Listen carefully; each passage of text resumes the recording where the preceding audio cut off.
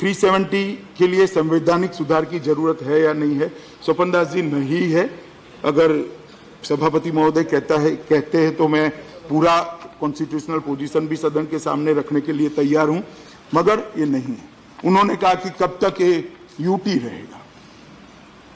मान्यवर, मैं गुलाम नबी साहब और जितने सारे लोगों ने, बहुत सारे लोगों ने यूटी बनाने पर अपनी आपत्ति दर्ज करी। मैं निश्चित रूप से उनको आश्वस्त करना चाहता हूं कि जैसे ही नॉर्मल परिस्थिति हो जाएगी, उचित समय आएगा, हम इसको फिर से स्टेट बनाने के लिए हम।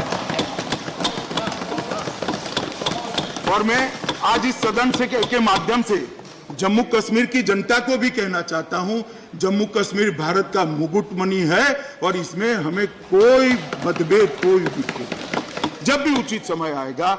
मगर जिस प्रकार के भाषण हो रहे हैं आज, मुझे लगता है कि थोड़ा लंबा समय जाएगा, क्योंकि ये भाषण बाद में घाटी में भी होने वाला है।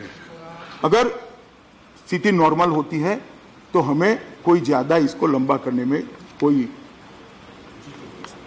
शौक नहीं है, ना हम करना चाहते हैं। वाइको जी ने कहा कासावो बन जाएगा कश्मीर। वाइको जी आश्वस्त रहिए, कुछ कासावो नहीं हो जाएगा। ये स्वर्ग था, है और रहने वाला। कासावो नहीं बनने देंगे, आप चिंता मत करिए।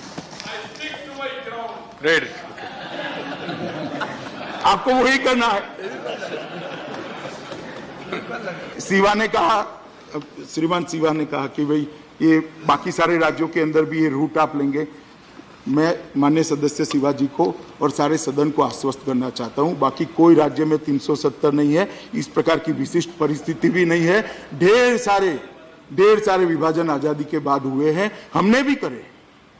हमने उत्तराखंड बनाया, हमने झारखंड बनाया, हमने छत्तीसगढ़ बनाया, आपने आंध्र और तेलंगाना बनाया। और मुझे इतने सारे सलाह देते हैं मान्यवर, मैं उनको आंध्र तेलंगाना के डिवीजन का दृश्य जरा आंख बंद कर याद करे कैसे करा था।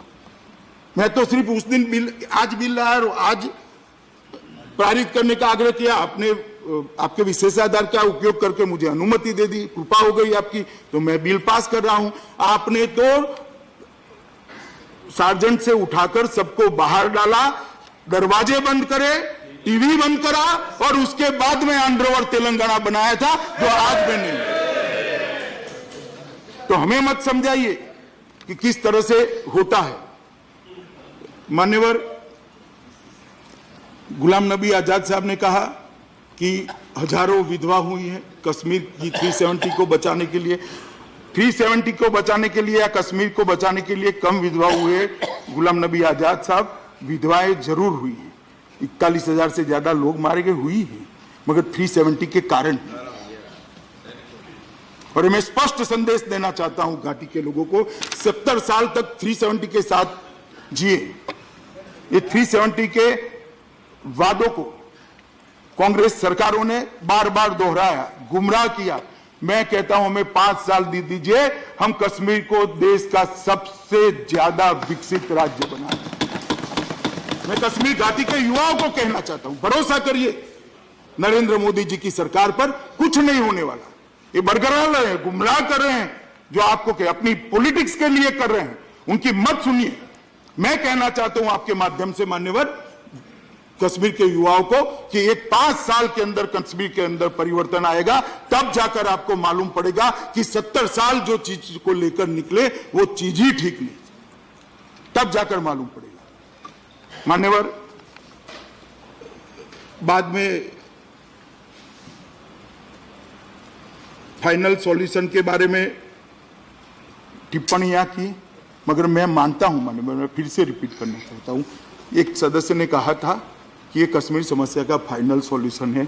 मान्यवर, समय जरूर लगेगा, मगर रास्ता 370 का रिमूवल ही रास्ता है और कोई रास्ता नहीं है, ये मैं निश्चित रूप से मानता हूं मान्यवर। और दूसरा,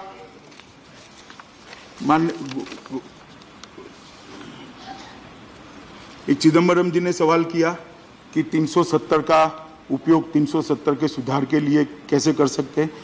जो कॉन्स्टिट्यूशन ऑर्डर आया है चिदम्बरम जी, 367 रेड विथ 371D है। आप एक बार ध्यान से उसको देख लीजिएगा तो कॉन्स्टिट्यूशन ऑर्डर की वैधता आपको भी मालूम हो जाएगी। मान्यवर, मैं आज इस भाषण के अंदर कोई पॉलिटिक्स करना नहीं चाहता, मेरे पास बहुत सारा मटेरियल है, परंतु मैं बड़े भाव के साथ आज ट्रेजरी बैंक के बेंच के और विपक्ष के दोनों सदस्यों को कहना चाहता हूं कि अलग अलग रास्तों से धारा 370 के साथ कश्मीर के अंदर सामान्य स्थिति लाने का प्रयास सबने अपने अपने तरीके से मन से करा है। मैं कोई ऐसा नहीं कहता कि किसी ने मन के बगैर किया, आधा अधूरा करा है, सबने मन से करा है, मगर कश्मीर के अंदर सामान्य स्थिति नहीं हुई है, ये वास्तविकता को हमें स्वीकारना पड़ेगा। आज मैं ये जो दो संकल्प और विधेयक लेकर आया हूं, मुझे लगता है कि कश्मीर की समस्या के समाधान का रास्ता यहीं से होकर निकलेगा, मुझे विश्वास है।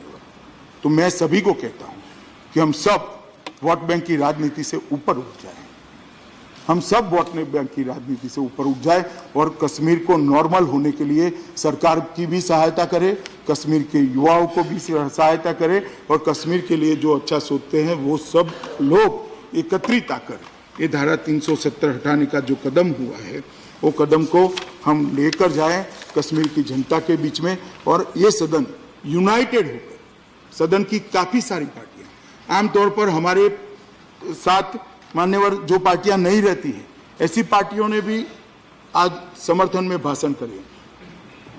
आप पार्टी ने किया है, बसपा ने किया है, वाईएसआरसीपी ने किया है, टीडीपी ने किया है, बहुत सारे लोगों ने, आज बीजेडी ने किया है, बहुत सारे लोगों ने पक्ष में भाषण दिए और सब लोग मानते हैं। एआईडीएमके ने भी किया, एआईडीएमके ने, एआईडीएमके ने भी किया। और मान्यवर में जो नया जोड़ा उनका नाम ले रहे हैं भाई, अब पुराना है मान्यवर। और मैं सबको ये भी बात कहना चाहता हूं, रात को घर पर जाकर सुबह के टीवी के कार्यक्रम देखिए, देश की जनता एक मुख से मानती है कि 370 के जाने से कश्मीर हमेशा के लिए स्वस्थ हो जाएगा, अच्छा हो जाएगा, इसकी समस्या का समाधान हो जाएगा। जब जनता का इतना बड़ा दृढ़ विश्वास है तो आज जनता का विश्वास देखकर मान्यवर मेरा भी विश्वास बहुत बड़ा है। मैं तो पहले से मानता हूं कि 370 कश्मीर को नॉर्मल बनाने के लिए सबसे बड़ा हर्डल है, और मुझे ये भी मालूम है अगर वोट बैंक की राजनीति करना कुछ पार्टियों ने चालू करा तो इसको चैलेंज कर और उसके रास्ते में हर्डल भी खड़े किए जाएंगे। सारे हर्डल को पार करते हुए मान्यवर ये दो संकल्प और एक जो बिल है वो तीनों, और चौथा रिजर्वेशन का बिल, ये तीनों बिल मान्यवर कश्मीर को नॉर्मल बनाने की दिशा में आगे जाएंगे।